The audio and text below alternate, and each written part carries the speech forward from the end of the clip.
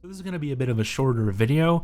This is not even necessarily a review of the X2 V2, and I'm not new to Pulsar mice. I'm actually an early adopter of the X2. I was part of batch 2, as a matter of fact. So firstly, the X2 V2 itself. In short, it's a really good mouse.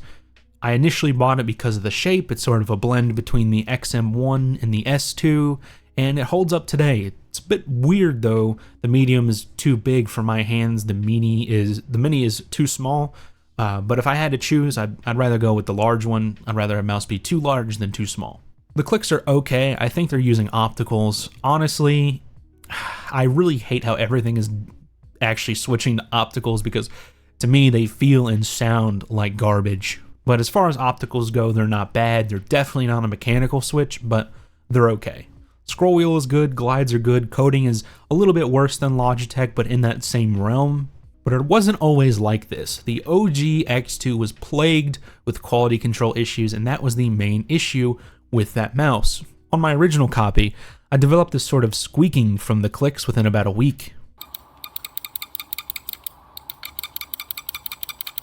Were these actual quality control issues, or was it just one mouse in a million that went bad? Well, there are quite a good number of Reddit posts describing similar situations, even into batch 3, where they said that the issue was definitely fixed. And this is why it's super important to have good quality control. If you have one person who buys a mouse, let's say the X2, and you have another person who buys the X2, there is zero reason in the world why one person gets exactly what was advertised, a perfect copy, and someone else gets a dumpster fire wish.com version of what the other person got. For that to happen, your quality assurance process has to be ungodly, terrible, and flawed from the inside. And the only way to know for sure whether it was actually quality control issues or just the odd mouse not working properly is if you bought as many X2s and X2 V2s, X2 minis, Pulsar mice in general, and increased your sample size. And who the fuck has the most X2, V2s, Pulsar mice? Well, it would be Pulsar, and they're not fucking doing it. They're not doing their QA. The problem really starts to rise when you get to the X2 V2, because supposedly they fixed their QA process on this mouse. It's been 2 years since the X2 came out, and we should be in the clear, right?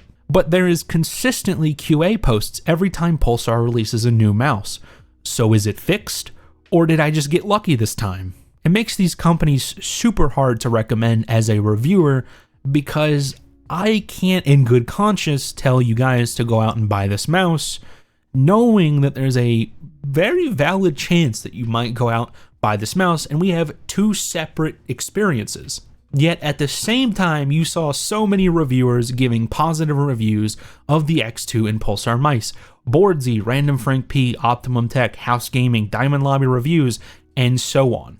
And to my knowledge, only Diamond Lobby Reviews mention the QC issues. Not a single other reviewer I just mentioned said anything about it. Is it because they received good copies, or are they paid off corporate shills?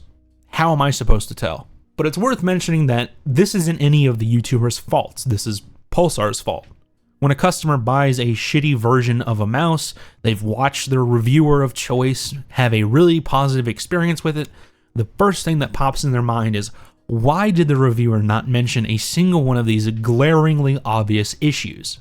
And since the ones who didn't mention it didn't talk about it, the mind is left on its own to wonder. Did they just get good production models? Did they get pre-production models that might have not included some sort of change they made last minute that threw off the quality? Did Pulsar pre-sort copies in order to give to reviewers? Or are the reviewers just in Pulsar's pocket and they're making millions off of the positive reviews and generated sales that they've done? I think it's most probable that they just got good copies. But I think it's a good conclusion to this video to say that shit really does roll downhill. Pulsar makes a shitty product, gives reviewers good copies, reviewers makes videos talking about how good the product is, and then here we are, left with horrible versions of the mice that the reviewers got and what we were sold to begin with. And those consumers don't forget.